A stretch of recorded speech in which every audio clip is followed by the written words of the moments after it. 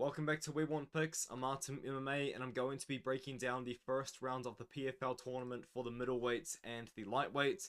Last week we did have the bantamweights and the women's flyweights, and unfortunately those picks really did not go my way.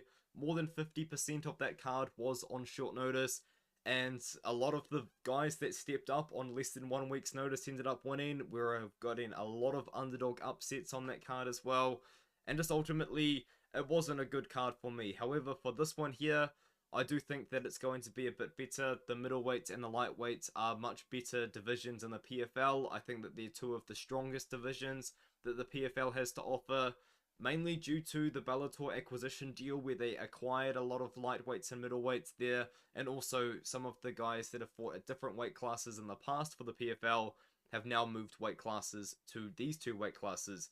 It should be pretty good. It is, once again, the single elimination tournament. The winners of these fights will move on, and the losers will be going home. If you did want to support what I do have an affiliate link with We Want Picks. If you sign up using my code ARTEM, you will get 10% off your first membership, whether that is 1 month or potentially longer as well. So yeah, let's kind of just get into this card. I think it is a good one. I think it is one where there is genuinely quite a bit of potential for upsets to happen, and I will get along to that when I do break down these fights. Robert Watley versus Tony Caruso. This is a very short notice matchup to my understanding. Both of these guys have accepted the fight on less than 2 weeks notice. I did an article 48 hours ago or so for the We Want Picks website, and this fight was not announced when I wrote the article. But I do know that Tony Caruso was signed to the promotion last week, so he's at least had a week and a half to prepare for this matchup, and I'm not too sure about Robert Watley, but both guys coming in on short notice. Stylistically, I think it's a pretty good matchup for Robert Watley. Watley is a guy that is a little bit older now. He's nearly 36 years old, but he does have a good record, and he does have a lot of pretty good wins. This opponent here, Marquez Forrest, could potentially become something. He was 5-0 as a pro, 7-0 as an amateur, and in that matchup, Robert Watley had to defend takedowns, get his own takedowns, and then towards the end of the fight, in the 3rd and 4th round, we saw his cardio really come through, and he started to have a bit of striking success in that matchup as well. In the past, of course, he has fought for the PFL. He fought for them at 155 in 2018. Took a very long period of time away, but now he's come back, and he is starting to find a bit of success. He is a primary wrestler. I wouldn't say he's a fantastic striker, but his boxing's good enough for him to close the distance and get takedowns, and that's going to be important against Tony Caruso, who is a tall guy, 6 foot tall, with a 72-inch reach, and Caruso is a pretty high volume striker, but in my opinion, from what I've seen from him, it looks like he does struggle to defend the takedowns. You can watch his matchup against Anthony Romero, which was 2 years ago, and when Romero, especially in that first round, wanted to get a takedown, he would get the takedown, and he just wouldn't struggle to get it at all. Caruso was taken down many times at the start of that fight, but then towards the end of the fight, a lot more striking did take place between the two fighters. And then after that, we have seen him get through a couple of decent guys on the regional scene. However, I don't think that anyone that he has beaten in the last 2 fights is as dangerous of a wrestler than what Robert Watley is. Once again, this is a short notice matchup, but I do think that Robert Watley is going to be able to get it done. There are no odds for this fight, unfortunately, but I do believe that we're going to see Watley as a slight favourite in the matchup. So I'm going to pick Robert Watley to win by decision. I think that the takedown's going to be there. Caruso's takedown defense hasn't looked amazing in the past.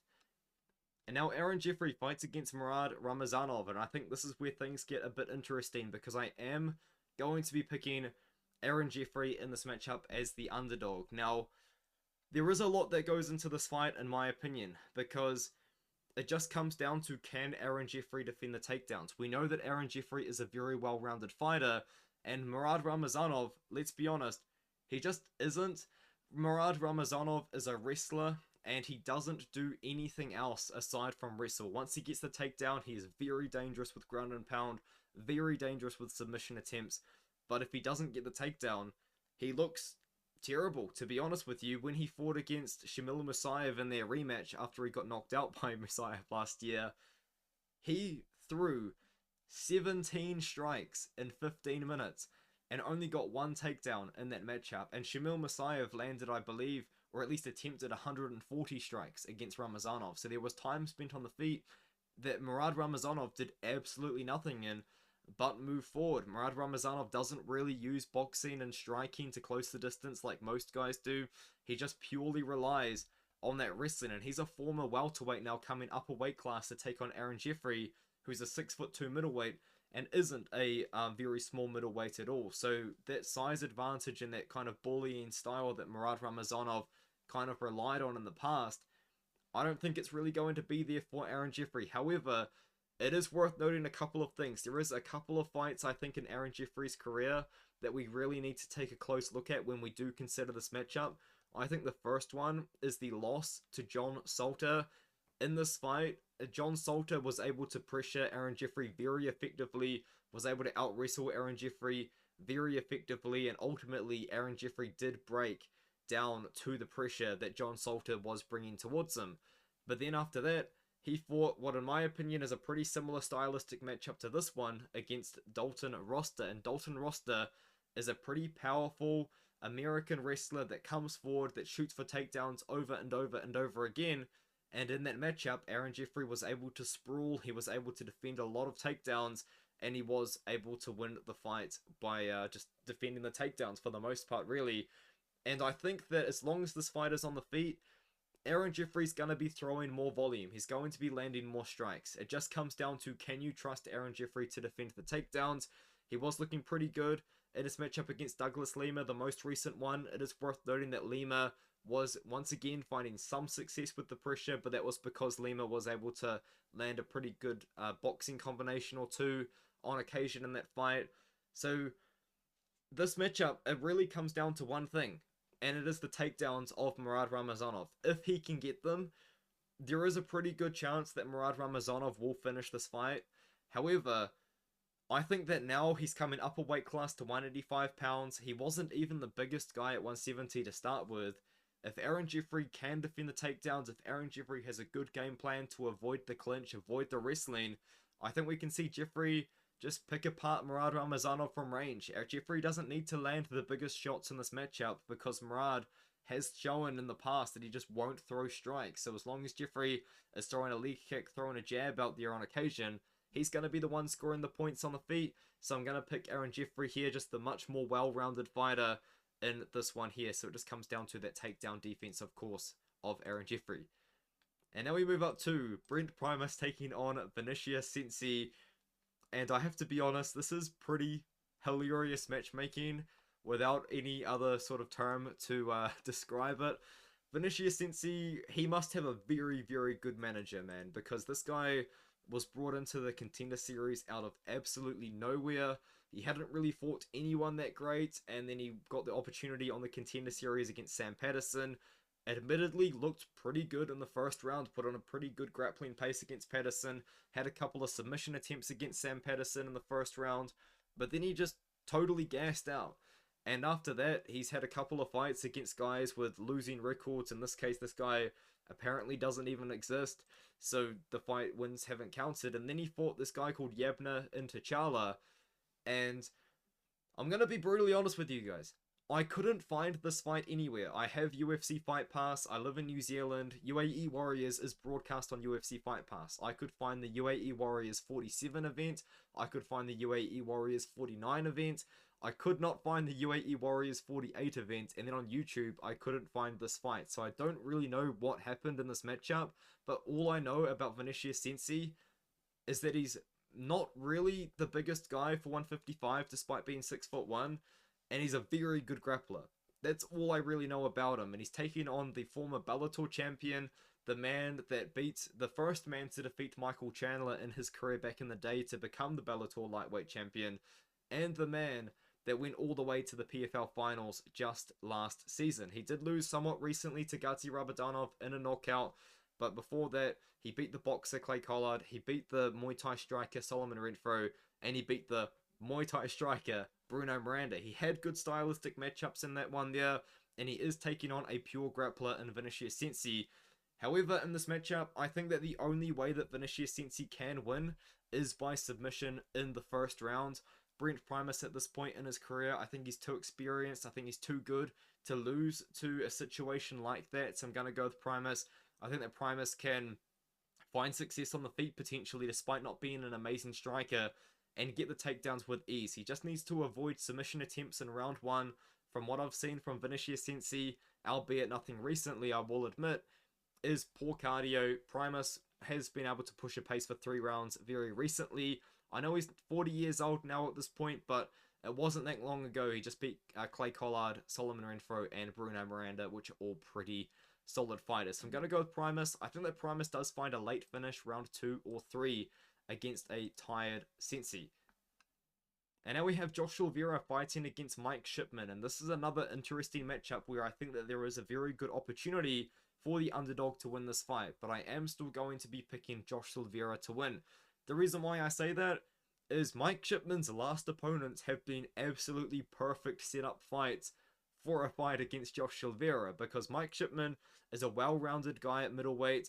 He isn't super amazing at any sort of aspect, but he is good everywhere. He can strike and he can wrestle. And the guys that he just fought in his last 2 fights were wrestlers. He fought against Stephen Hill. This is a wrestler from England. And Stephen Hill was just shooting for single legs the whole time. Mike Shipman was able to defend those single legs. And as soon as the fight was really kind of taking place on the feet, Shipman was landing some pretty good strikes on Hill. And then he took on this guy called Islam Abdul Basay, who is, once again, just a pure wrestler. Most of his wins by decision, and all Islam Abdul wanted to do was clinch up against the cage against Mike Shipman. And Shipman was actually able to take down Abdul Basay on more than one occasion and actually landed a lot of very good ground and pound. So we've just seen Mike Shipman look good in the takedown defense realm. And the striking's pretty good too. Now, as I said, it isn't incredible, but it is pretty good. He's a boxer for the most part, and he does get pretty scrappy. He can get hit, but he also can hit hard. Josh Silveira, of course, is a guy that was really up and coming. He signed to the PFL, was given a couple of tough opportunities, in my opinion, in the PFL, but I think he's looked pretty good for the most part. At 205 pounds, he was a very athletic guy, but it seems like now at 185, I think he's going to look even better. The guys that he has beaten and the guys that he have lost to have all been pretty solid. You know, losing to Impa Kasanganay twice, there's not too much shame in that. And then a split decision loss to Rob Wilkinson isn't a bad loss really either on his record. But now coming down to 185 pounds, I think this is going to be good for Silveira. He wasn't super undersized, I would say, for 205 pounds, but he wasn't a big light heavyweight at all. And I think 185 is going to be good for him. He hasn't fought at 185 for a very long time. I believe the last time he was at this weight class was 2021. But what Josh Silveira brings to the table is a lot of athleticism. He is a very capable kickboxer. He has been taken down in the past, but he also can get his own takedowns, and it is those takedowns that have given strikers in the past problems himself. He's taking on Shipman. I think he is going to have a size advantage here, which is probably one of the first times he's had that, aside from the Impa Kasanganay matchups, but Kasanganay is a very technical guy. And I think in this fight, Silveira can find success with his kicks, and then also be able to get a takedown on occasion as well. Minus 250, I believe, is what he is right now. I think it might be a little bit wide, just considering the fact that Shipman is so well-rounded, but I am going to be picking Silveira to win this fight. And now we have Clay Collard fighting against Alfie Davis, and this is another very close matchup, and the betting odds, I do believe, are representing that. I think Collard at the moment is actually a little bit of a wider favorite than that. He's minus 180 right now as I record the video. I disagree with them being that wide, because if you read my article, I think I wrote like a 500 word article breakdown on this fight, because I just wanted to really kind of break down the fight properly. And this is how I view the fight in this one here. Alfie Davis is a very talented kickboxer. He fights with a Stephen Wonderboy sort of style. You can see him fight. He bounces around on his feet. He's got that sort of karate stance going for him. This is a guy that is a 7-time European kickboxing national champion at WAKO, I believe, is the kickboxing style he won under. And then when he came into MMA, he found a lot of mixed success. He did get taken down quite a bit early, but that takedown defense has looked very good. And I don't think in this matchup he's going to really need to worry about that takedown defense, because Clay Collard is a boxer. And this is a guy that has actually boxed as a professional. This is his Tapology page here as a boxer. And if you really look into it, he was a journeyman as a boxer. But some of these guys that he lost to have actually gone on to become something, and some of the wins that he has is pretty good. I believe it is this Bektemir Melekuziev guy who has actually gone pretty far in his boxing career, recently lost, but you know what I mean. He fought pretty good guys as a boxer, come back into MMA in 2021, beat Anthony Pettis, and then Jordan Ludebeck, everyone's favorite UFC fighter, and it's all been up and down from there. A lot of his losses, in my opinion, have come to pretty bad decisions due to the judges. I thought that there's a very good argument he beat Raul Manfio. There's a very good... Well, there isn't just an argument. He did beat Alex Martinez in this matchup. This is one of the worst robberies in PFL history, if you want my opinion on that one. But if things went different, Clay Collard would be a millionaire. He would be a PFL champion, for sure. And recently he has had a pretty tough go of it, but he's been taking on some very, very good guys. And now that he gets another striker, he's not going to have to worry about those takedowns. The way that I see this fight going is Clay Collard using his boxing. He's going to come forward, he's going to try and brawl, and he's going to try and make it ugly. Alfie Davis fights best when he is the one dictating the pace, when he is the one moving forwards, when he can throw his kicks, because that is Alfie Davis' primary strike. It is the kicks, it's the body kicks, it's the leg kicks. He's called the X-Man because he has an X kick knockout that was over a debuting opponent, if I'm not mistaken. But anyways, he does have a lot of very impressive kicks in his arsenal, and he can look pretty good. However, when he's getting pressured, that's when Alfie Davis doesn't look so great. The problem is, though, usually when Alfie Davis does get pressured and lose fights, it is against wrestlers, because he needs to worry about the takedowns coming his way, especially someone that's going to be throwing kicks. You need to worry about your opponent potentially catching them and then getting a takedown. And Collard can wrestle. I just don't know if we can trust Collard to try to shoot the takedowns, you know, and close and get those takedowns there. However, because Alfie Davis does leave himself so open when he does need to worry about pressure, when he does need to worry about kicks. I think it was his most recent fight against Mansour Barnawi, or no, it was the Oscar Owensworth fight, I apologize, where when Alfie Davis was retreating and he was throwing hooks on the retreat, his chin wasn't, it was like this. It was way up in the air, and Clay Collard is a good enough boxer to be able to exploit holes in the defense like that. So I think if Clay Collard can just at least threaten some takedowns, maybe even attempt some takedowns, the boxing's going to open up for Collard. Collard is a very good mover, forward moving pressure fighter. He's been on a pretty bad run recently, but he did knock out the former Bellator lightweight champion Patricky Pitbull in an absolute war. That was a great fight. And then I will admit the performance against Mads Burnell was it was sad. And that was kind of when I really realized this isn't prime Clay Collard anymore. Stylistically, you could argue it's a good matchup for Alfie Davis, but we've seen Alfie Davis get hurt up and close before. Mansour Barnawi was hurting him with the clinch strikes in that matchup, and I think that Clay Collard can look at something like that and potentially do the same thing. So I'm picking Clay Collard, a very low confidence pick, I will say, especially considering now he's minus 180, so it seems like the public betting guys are all over Collard, but I think the fight's a little bit closer than that. I think it is going to be a fun, striking matchup. Now we have Mads Burnell fighting against JJ Wilson. This is a grappler versus grappler matchup. Mads Burnell, a former European no-gi Brazilian Jiu-Jitsu champion. I could be wrong. I think he might be a silver medalist, but either way, Mads Burnell has found a lot of success in the grappling in the European level. And you see it in his fights. He's a very non-stop coming forward wrestler, a former featherweight that moved up to 155 pounds, and in my opinion, has looked pretty small for the weight class. Did manage to find success though. He beat Clay Collard. I didn't think he was going to be able to beat Clay Collard. But yeah, he did. It was the wrestling that really got it done there, and even some striking at moments too. And then he did beat Alvin Espinoza in a fight which was a bit of a back and forth war where he actually hurt Espinoza on the feet. Before that though, did lose to Michael Dufour. That was his 155-pound debut. Dufour caught him as he was coming in. And before that, these are his matchups at 145 for Bellator. JJ Wilson is another guy that the PFL has picked up from the Bellator acquisition. He has not fought for a very long time, but his last performance, in my opinion, is his best performance by far as a professional MMA fighter, because he beat Mansour Barnawi in the grappling. He won this fight because of his grappling. So he was out grappling someone who I consider to be a very talented grappler in Mansour Barnawi. And JJ Wilson as well, the thing about him is he can win fights off of his back. This matchup against Vladimir Tokov, he gave up a very significant amount of control time in this fight. However, he won the fight off his back with elbows off his back, with submission attempts off his back, and it was a pretty close win for him, but a win off his back nonetheless. He is also a former featherweight, however, he had a lot of weight cut problems. He missed weight quite a few times for Bellator, and eventually it was just time for him to come up to 155. Despite this, I think that he is still going to have a pretty significant size advantage in this matchup between the two guys, and I think that also he is going to have the grappling advantage in this matchup, and the reason why I say that is truly based off the Mansar Barnawi performance. I cannot underrate that enough, because it was incredible. He hasn't fought since 18 months though. A lot of these PFL guys haven't fought for a long time because of the PFL just not really giving them fights, but I think in this one here, if he has been improving, he's still 27 years old, he should be able to beat Mads Burnell in my opinion.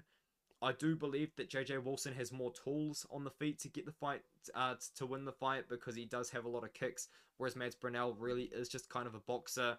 And Mads Burnell, though, stylistically, it's a tough one for JJ. Mads Burnell shoots for takedowns all the time. This guy's a very, very... What's the word I'm looking for? He's a very repeating wrestler. He just shoots for takedowns very often, and JJ Wilson's takedown defense in the past truly hasn't really held up all that well, so we'll see if he's improved on that in this matchup, but I think that JJ Wilson can look pretty good against Burnell, and I think that he's going to find either a decision victory here, or maybe even a submission over the talented grappler Mads Burnell. We move up to 185 pounds. It is Dalton Rosta fighting against Sadibou Sai. And this is another kind of tough one, because Sadibou Sai, if you guys don't know, is a former $1 million tournament winner at 170 pounds. He won it all in 2022, and then after that, he lost it in the final fight against Magomedkerimov. And then, in a little bit of an odd sort of move, he decided to move from 170 pounds to 205 pounds. And found a little bit of mixed success. He did get taken down by Josh Silveira, and he landed awkwardly on his thumb, broke his thumb. You know, that was, I guess, an injury victory for Silveira. And then he fought against Andrew Sanchez, but Sanchez has no chin whatsoever, so of course he knocked him out. I think in this matchup, I'm picking Dalton Rosta, because Dalton Rosta's, he's been looking pretty good. He did take his first professional loss to Aaron Jeffery, however, he rebounded from that with a very impressive victory against Norbert Naveni Jr. And if you guys know anything about Norbert Naveni Jr., this is a guy that people were touting to be the true next big thing at 185 pounds, and Dalton Rosta beat him. And the way that Dalton Rosta beat him was he out-wrestled Norbert Naveni Jr. by putting on an unbelievable pace in the first and the second rounds. Yes, Dalton Rosta did completely gas out in that third round, but it didn't really matter because he had already banked the first two rounds with the takedown attempts, with the takedowns, with the ground and pound, and even some success in the striking. However, Sadibou Sai, the way that he wins his fights is he's a long, rangy striker. This guy was 6'3" with an 80-inch reach at 170 pounds, and he used that very effectively. Some of his fights were boring, some of his fights were fun, because some of them he just kind of picked apart his opponents from range to a decision, and then on occasion he would maybe get a knockout. But now that he's moved up a weight class to 185, that size advantage isn't so special, I guess, because a 6'3" middleweight is a little bit more common than a 6'3" welterweight, for example, and then especially at 205 pounds that would have been a problem too. But this is at 185. Rosta is a constant, non-stop come forward wrestler. Sadibou Sai has shown fantastic takedown defense in the past, but that was at 170. He's taking on a guy that is just going to come forward and shoot for takedowns no matter what. Over and over and over again. Rosta is going to be a big striking disadvantage. His boxing is very sloppy, but he does come forward, he does shoot for takedowns, and I think ultimately he's going to get them. And I think if he can win the first two rounds, he may gas out, just like we saw against Norbert Naveni Jr., I don't think it will matter. If he can bank 2 rounds with the takedown attempts, I think that we can get an underdog victory here. So I'm going to pick Rosta to win by decision. I think he's going to go out there and just get the takedowns against Sadibou Sai. The way that Sadibou Sai wins this fight is by defending the takedowns and beating up Rosta on the feet, but he's going to need to do that for 15 minutes, and with a guy that is a capable wrestler that is going to shoot for takedowns constantly, I think it's going to be a tough night in the office potentially, so I'm going to pick Rosta to win by decision. Now we move up. The former champion is coming back, and this is, I believe, the first weight class where the champion from last year is coming back for another year. A lot of them have been sidelined, but Gadzhi Rabadanov, I guess the PFL just really likes this guy because he won the $1 million championship only 4 months ago against Brent Primus, and he is back taking on a pretty similar stylistic matchup at this point against Marc Diakiese. We all know D1 Diakiese, former Muay Thai striker, former very fun fighter to watch, turned very boring fighter to watch in the UFC, become just a pure wrestler. That was all he wanted to do. And what we actually learned against Michael Johnson was that he forgot how to strike. He lost that Muay Thai ability by learning how to wrestle. It was very odd. And then, of course, he lost to Joel Alvarez, and then they got rid of him because the performances he were putting on. Me oh my, were these not fun fights to watch, I'll tell you that much. After that, though, beat Caio Fernandes, and he was gone to Bellator.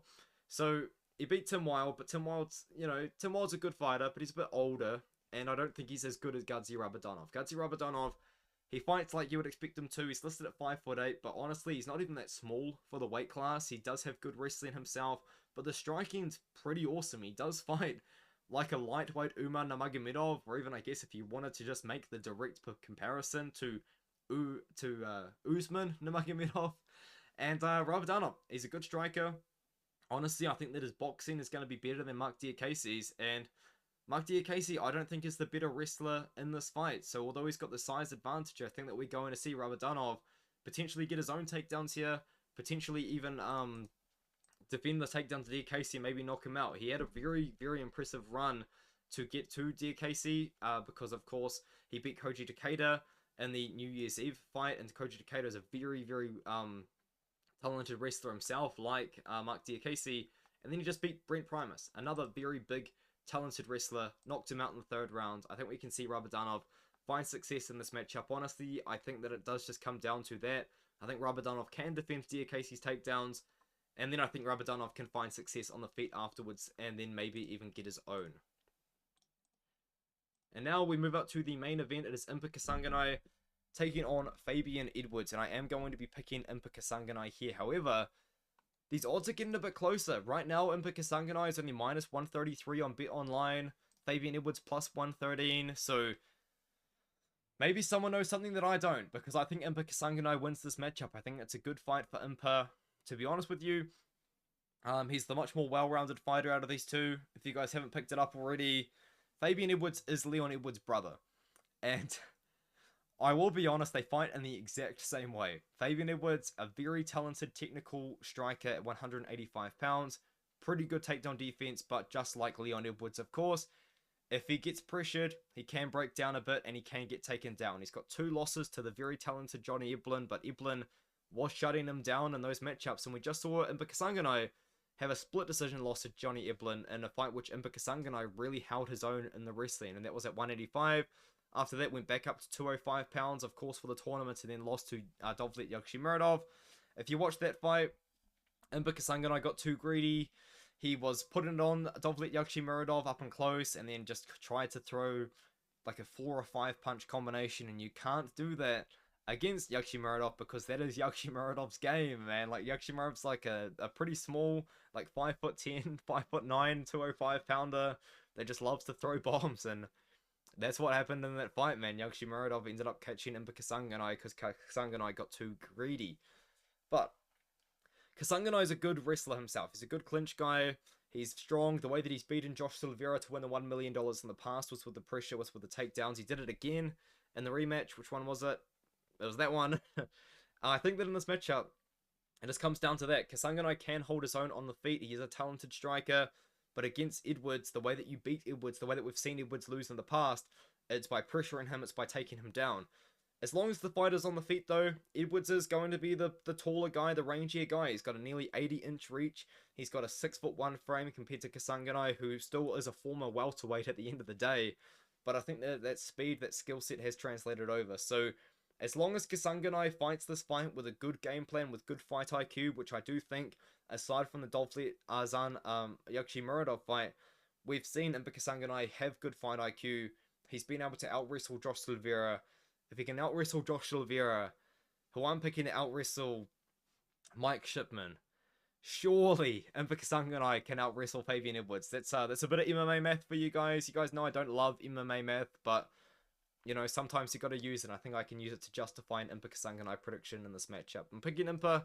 I think Impa can win this fight if he continues to pressure, if he continues to shoot for takedowns. We've seen Fabian Edwards lose in that way. The way that Edwards wins his fights is in pure striking matchups because he is a talented striker. Impa is a well-rounded guy. He can wrestle, he can strike himself, and I think that he's going to be able to put on a good performance here. And honestly, if you really look at the full slate, I think the winner of this main event might win the whole tournament at 185 pounds, but I don't know if I'm ready to say that just yet because I picked Jake Hadley to lose last week. And after what happened last week, I think Jake Hadley wins the entire PFL tournament now. So, yeah, let me know what you think in the comments below about this card. I think it's going to be a good one. And with that being said, I'll see you guys in the next video.